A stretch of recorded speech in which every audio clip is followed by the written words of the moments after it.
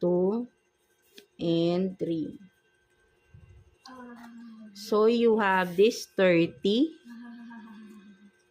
21, and 45, no? So, yan, no, mga Aries, no? So, once nakita nyo ito, no, repeatedly, no, within this week, no, these numbers, no, 30, 21, and 45, no, there is a good news, no, or positive news na marireceive, no? Something like that, no? Within this, I mean, if you see this number, no, numbers, no, within this week, no. But then yung positive and good news is hindi natin masabi kung kailan. But then, if you are seeing these numbers, no, there is really good and or positive news, no. Maybe this coming week rin, no, for sure, no, mga for you, no, mga Aries, no. So, or maybe sa inyong member of your family or within your circle, no, mga Aries natin. So, yeah, that's it for you, no. I hope naka-resonate kayo sa inyong reading today, Aries, no. So, yeah, thank you for watching, Aries. So, let's see, no, mga Leo.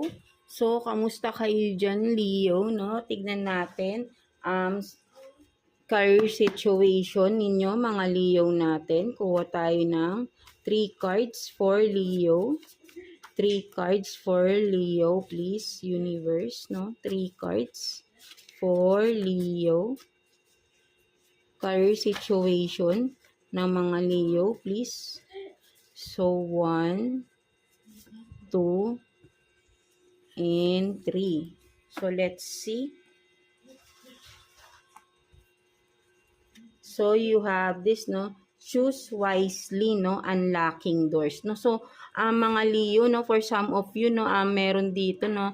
May mga job offers sa inyo, no? Mga Leo, no? So, job offers or business offers, no? Collaborations, no? Something like that, no? Contract signing. So, kumbaga ay may mga options kayo, no, kasi ay talagang nag-o-open ng mga opportunities, no, sa inyo mga Leo. But then kailangan nyong maging wise, no. Kailangan ay mamili kayo ng nararapat doon sa alam nyo, no, something like that, no. So wag kayong papasok din sa isang sitwasyon, sa isang commitment, investment, whatever it is sa inyong sa inyong career na hindi nyo pa napapag-aralan, no? Something like that. And of course, doon naman sa mga mag-i-invest, no? Or may mga business offers, no? Kailangan na ipag-aralan nyo rin mabuti yon, no? Bago kayo pumasok, no? Maybe ay alamin nyo kung kakayanin nyo ba yung gastos doon, maybe. Baka ma-scam